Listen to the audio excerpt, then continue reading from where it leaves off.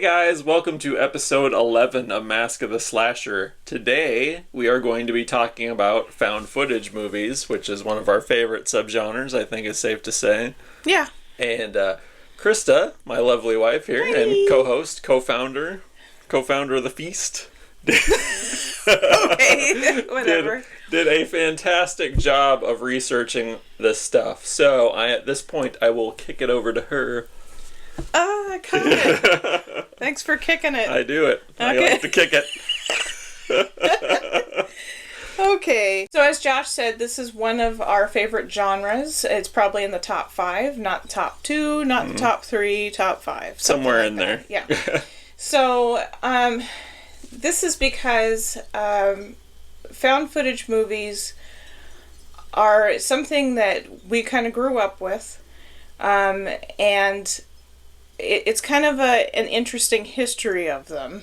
Right. And so I'm going to explain some of that because I think that this is fascinating.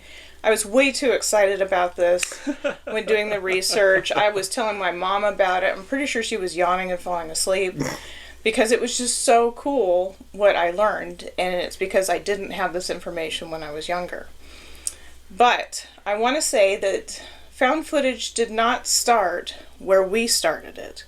It started back with Cannibal Holocaust in 1980, and I talked about this, we've talked about it a couple times, but I mentioned it last week. It's a movie, a documentary, fake documentary, people that are trying to learn about the different cultures of the Amazon forest and blah, blah, blah, blah, blah, and I don't want to go into it because it's a pretty graphic movie, but that's basically where it started. Mm-hmm.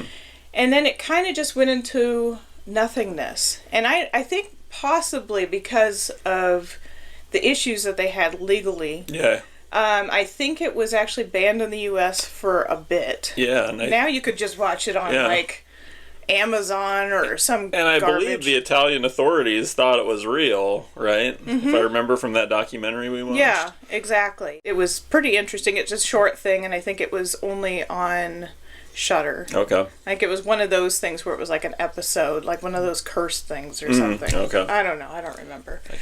Either way, so that's where it all kind of started originally. The Blair Witch Project came out in July 11th, 1999, when Josh and I were probably around 19, 20 years old. I was in beauty school at the time. I don't know what the hell you were doing, working at Dolls. Slinging produce, yeah. Yeah, working at good times. I had went to see this in the theater just based on, I think it was word of mouth because of other students that were in beauty school, and I'm pretty sure I saw the preview at some point, something along those lines. It was a long time ago.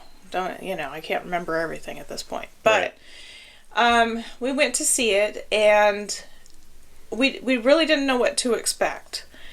There was a website up that just gave you just tiny little facts, very vague, very gritty, and that was the extent of it. At the time, we didn't know that this wasn't a real story, this wasn't a true story. We didn't know it was a fake documentary, because this wasn't something that I had never heard of Cannibal Holocaust at this point, so I had no idea. So when we went to find out facts about this, I found out some pretty interesting things. So I'm going to go through some of that stuff because it is fascinating to me, and we'll see how it goes. Okay, so the two directors are Eduardo Sanchez and Daniel Merrick. Both of them made the original movie, the sequel, which was horrible, and The Curse of the Blair Witch, which was another documentary about the documentary, essentially. More or less, yeah. In a sense, and it was something that I found out that the Sci-Fi Channel put out. Oh, okay. Weird. Yeah, which was spelt sci-fi like normal back then. Oh, really? I thought that was interesting. Weird. Yeah. I'm like, wait, we had to get all edgy with whatever. So, and then Eduardo Sanchez, he returned for The Blair Witch, which was a sequel, a good sequel, in 2016. Right. So, and he ended up doing the second VHS movie, which Josh is going to talk about in a little bit. So the three actors in the movie, they used their real names in this because they weren't anybody. They were no-name actors. So I thought that was pretty interesting. It was very smart because you're not going to find out about stage names or whatever. Not that we even had the access to a good internet. Right. We were still on dial-up at that point. And we didn't have Facebook or any of that social media stuff, really. MySpace was not it. It did not give us facts. So, or even fake facts. Well, and the funny thing about this is actually, like, I didn't go see it right away. I did see it in the theater with some friends, but I didn't see it right away. And the only reason I didn't know it wasn't an actual documentary was because I had read an article in, like, Rolling Stone or Spin or some magazine had covered it. And so, that's how long ago this was. You had to find out about things through print media. So, if that tells you anything. Back in my day. Yeah, so, and that's essentially how this movie's, how the news spread. It was just word of mouth and articles and things like that. Like I said, nobody really knew a lot about it. Even, I'm sure the article, even if it did, explain everything, unfortunately, you still didn't know all of the details of it. Right. Like we have to know everything these days. Right. So, which is definitely a plus for these kinds of movies and what makes found footage fun. Mm-hmm. Found footage is fun, kids. It is. So the interesting thing about the budget for this movie, it was only $60,000 budget. And it actually made about $1.5 million the first weekend. Wow. Which, that's pretty good for only word of mouth and a really gritty website. That was, little to no information and, some previews. Yeah, I was going to say, and I feel like the previews didn't really explain much. It was just kind of like pretty fast, little clips of them like in the woods and stuff. Yeah, you just thought it was like a really ugly version of Funniest Home Videos at the time. So it really didn't help us in any way. But the movie turned out to be great. Mm-hmm. Fast forward about 10 years later, we get Paranormal Activity, which is definitely in my top 10 of horror movies. I watch this movie at least once or twice a year. I mean, it obviously doesn't have the same scare factors that it had before, but whatever. The director was Oren Peli. Now, what's fun about him is that he was a video game developer. And he just decided on a whim, I'm going to go and make this movie. So he went to what people use the term of big box store, which Josh knows I hate that term. Stop using it. He just bought a camcorder there. Just a cheap old camcorder, nothing crazy. And he filmed this in his house. And the house was actually for sale not too long ago, which I thought was interesting. I was like, well, that would have been fun to live in. But anyway, he only had a budget around $11,000 to $15,000. The movie made around $193 million worldwide since. And so it is the highest grossing found footage horror film of all time because only having a budget of $11,000 to $15,000, and it depends on what website you read that, that's why I don't have the exact number. Right. That is a huge amount of money that was made with that movie, and it was a ridiculous opening weekend and so on and so forth. Yeah. But a little backstory on this. The movie was shown at film festivals, and it was in a circuit. I think it was for a couple years, and then Steven Spielberg wanted to see it, so I don't know. He's Steven Spielberg. He could see whatever he wants. And so he saw it, and he thought, this is amazing. So what the studio did is they put up a website copying the same idea as the Blair Witch, but they put a demand it button on the screen, and so basically if you voted for this movie to be released, then it was going to be released.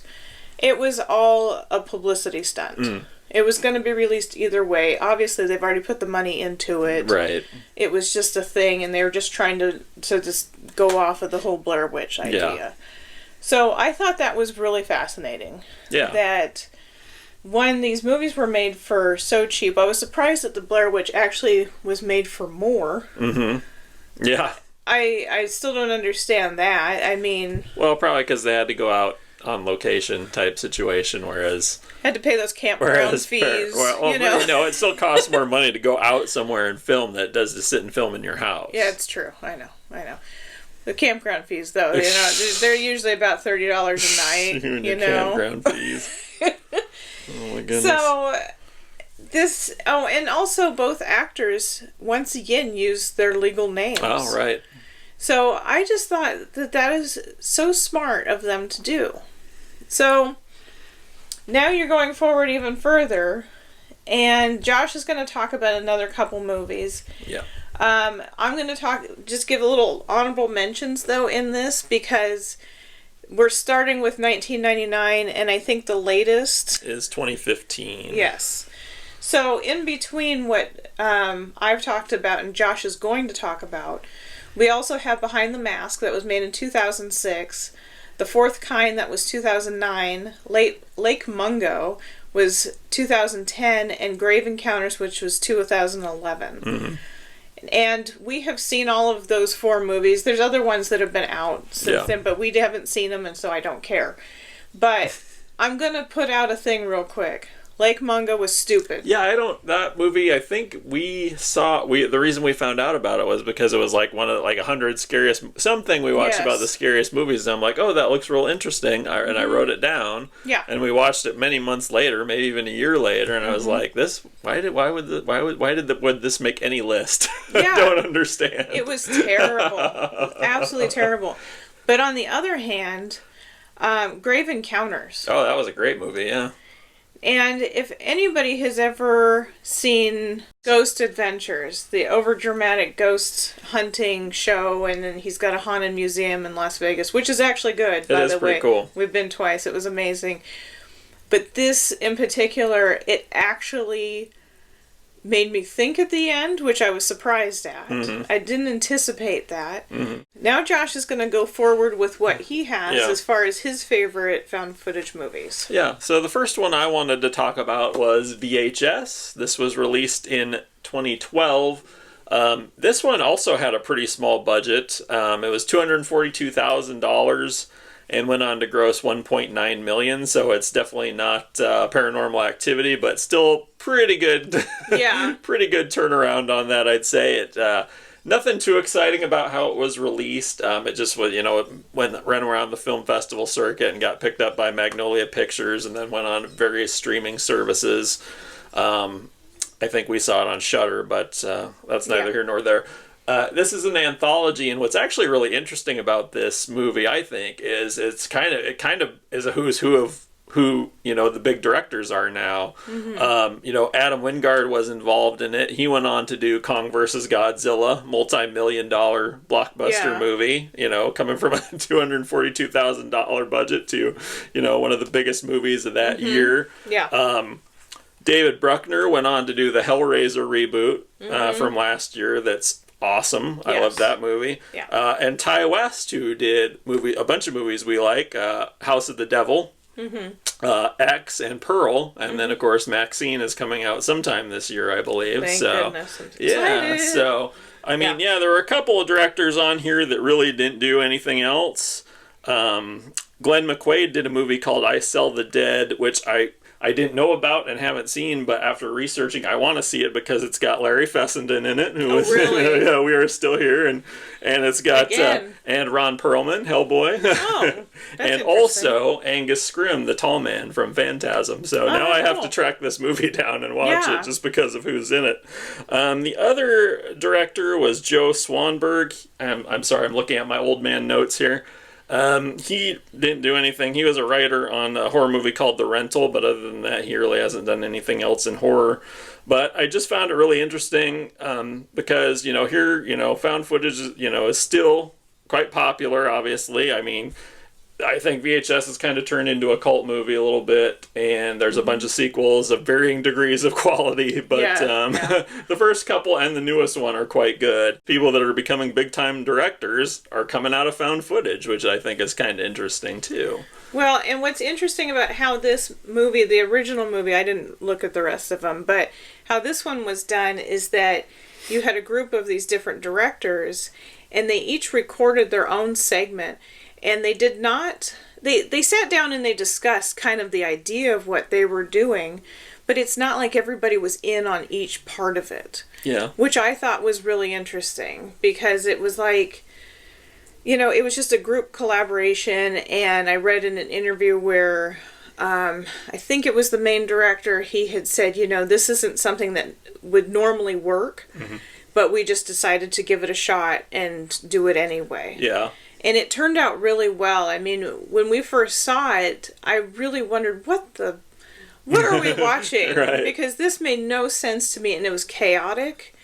And that is something about found footage, is that it can be chaotic. It can be nauseating because of how that was hard for me to get used to when I first watched Blair Witch.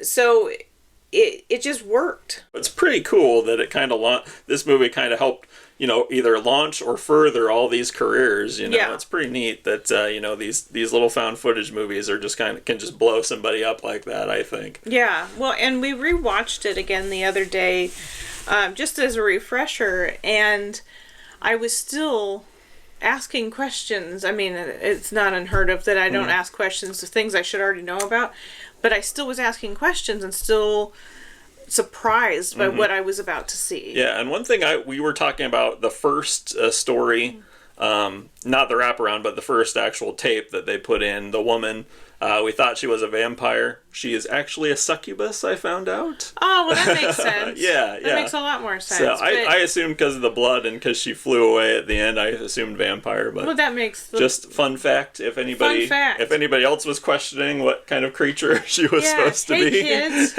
She was a succubus. Yeah. Okay. Well, that is interesting. Yeah. It is so good, though. Yeah, that's a really well done movie.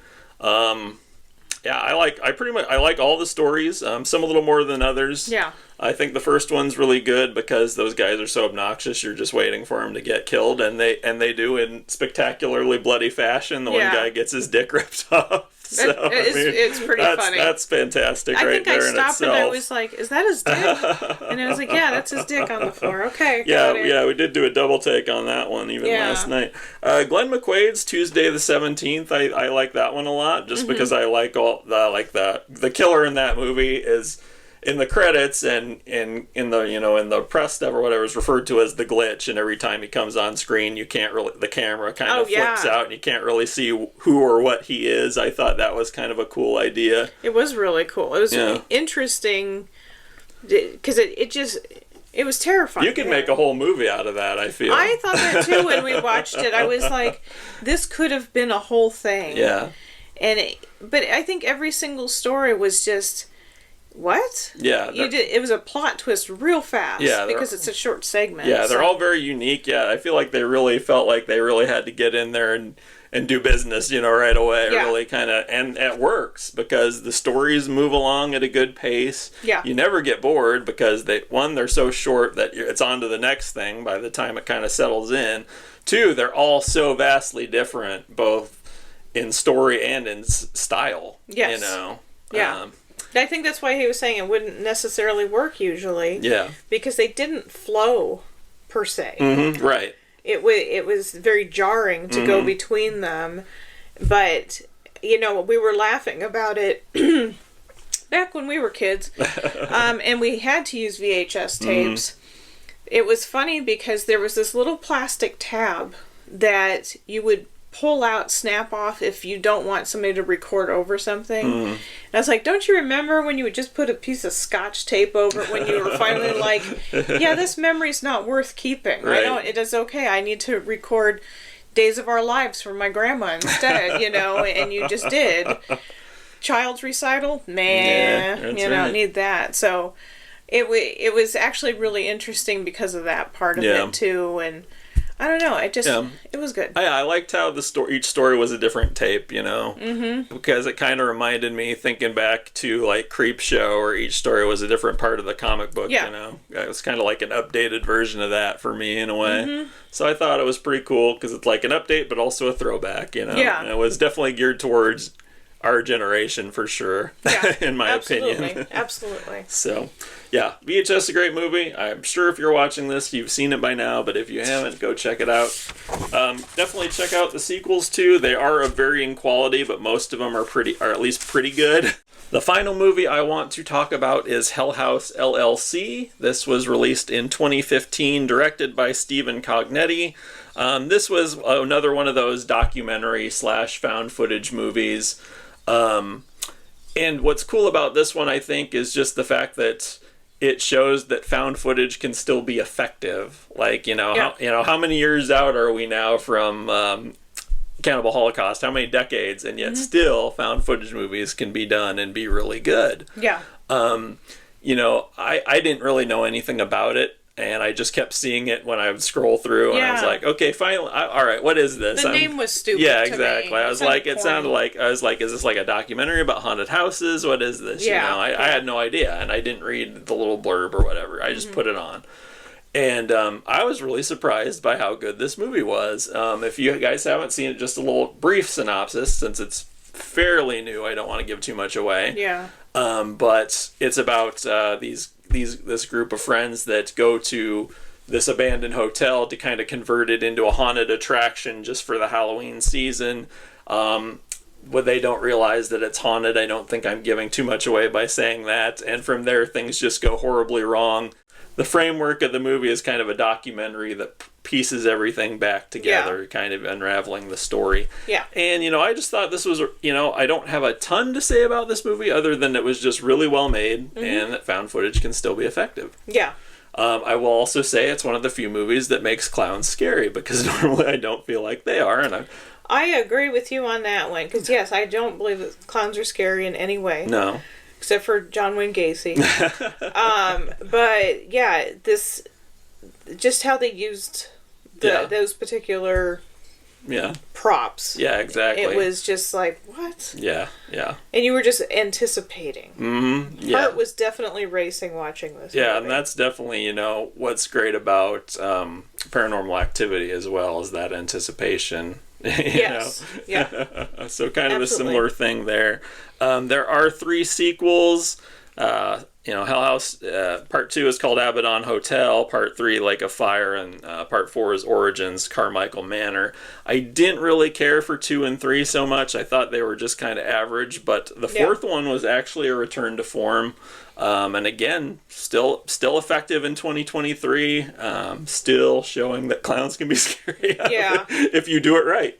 Exactly. No, I really think the last one was really good too. Yeah. I think it all, they wrapped up the story. Yes, in a nice, they tied it back together. Package. Yes. Yeah, and they just did a good job with it. Yeah, and that one I felt, it was kind of went more back to the grittiness of the first one. 2 and 3, they kind of got a little more outlandish with some of it, and I didn't think it really worked very well. That's always the problem with sequels, though, is that people can sometimes step off the deep end, and it's like, you don't have to. Yeah. You really don't need to do that. That's something that Paranormal Activity did not do, except for the marked ones. Oh, that one was terrible. Oh God, it doesn't even fit into anything in my opinion. No, it was just kind of like this weird little sidetrack story that really didn't need to be told and wasn't terribly interesting. It was the Halloween 3 of the Halloween series. Yeah, except Halloween 3 is awesome. Well, yeah. Don't mess around with that. It. Yeah, buddy. So I think that's the thing, is that if these sequels can bring everything together, and I think that's what the original Blair Witch and the most recent one did for us. It brought it back together quite well. The story was done really well, and it was okay. Yeah. Because found footage, you're given the gift of an easy story to tie together if you want to do it. Because it doesn't have to be perfect filming and editing and all this stuff, really, because it's so gritty, or supposed to be. Right. That you can just do that. You can just bring it back together and it'd be fine. So I have to say that there's an analogy that I used recently in regards to found footage movies and how they've evolved over these years. The fact that they started off as something so simple, and they have become more and more complex and just more money and all, greed. Right. So it kind of reminded me of black metal. Any of our metal fans out there will know black metal started out on a cassette tape in a dirty, gross basement and has become Cradle of Filth, which I love. Yeah. But it's become overproduced. And, right. Yeah. Pretty much, anything that came after Cradle of Filth is just kind of, and in that style has been very overblown. Yeah. And you're absolutely right. It's very much the same thing. Yeah. And it's like, it's just too much saturation. Yeah. So, and too much of a good thing. Exactly. And that's disappointing to me. Yeah. I think that both VHS and Hell House held it together for a good amount of the time. Yep. And that's probably why that's why I said in the beginning of this is that this is not my second favorite genre, is because of these things. The fact that we've watched those others that I had mentioned earlier, those were not as good. Except for Grave Encounters, that's the only one that really stood out to me out of that group. I mean, Behind the Mask was a great movie. It's pretty old at this point. Right. And I think things have been done better since that. I still feel like that's a comedy. I found it funny. So did I. Yeah, so I just think that the genre, it needs to not keep going. Right. I think we're okay with where we're at. We need to leave it where it is. Well, I would say unless somebody can really bring it back to basics and back to the grittiness, and do something, but at the same time do something different than what we've seen before with that. That's the problem, is that I feel like it's all been done. Well, I do. There's got to be, I'm not a filmmaker, but there's got to be something out there somebody could do with it. Know. There's got to be something. I don't know. The element of surprise isn't there anymore. True. After the Blair Witch, it was gone. Oh, yeah, for sure. The genie was out of the bottle at that point. Exactly. So, I mean, I will absolutely admit once again that Paranormal Activity scared the bejesus out of me as well. And it doesn't startle me anymore because I've watched it too many times. But for many years after when I would watch it, it did still scare me because it felt so real. Yeah. That was the whole thing. And that was something I had also noticed with these movies is that soundtracks did not exist in these things. Right. If they do, it would really ruin the grittiness of it. The Blair Witch, it was just, there was no sound. Right. It was just them talking and like a normal, just how you'd expect it to be if you're in the woods. Exactly, just crunchy leaves. Yep. And then, but with Paranormal Activity, there's the hum. Yeah. And if you've never really paid attention to the hum, pay attention to the hum because it builds up when something's about to happen. Sorry, ruining it for people. But it does. But that hum stays through the credits, and it just is so eerie. It's like it's giving you what you would feel. Yeah. Like that vibration you would feel. You're hearing it in the movie. And nobody's done that before. Yeah. And I just thought that's what made it so scary. Absolutely. I still want to know, though, when they made the first one, they showed the picture of the little girls that was, the fire picture or whatever. Yeah. How did they know they were going to do a second one? Or maybe they were just like, well, let's have this thread in here in case. You just have to wonder, how did that happen? It just looks, I don't know. There's more to that I'd love to know about. So if you guys find an article or something about that, I need to nerd out about it. Yes. Let us know what your favorite found footage movies are in the comments.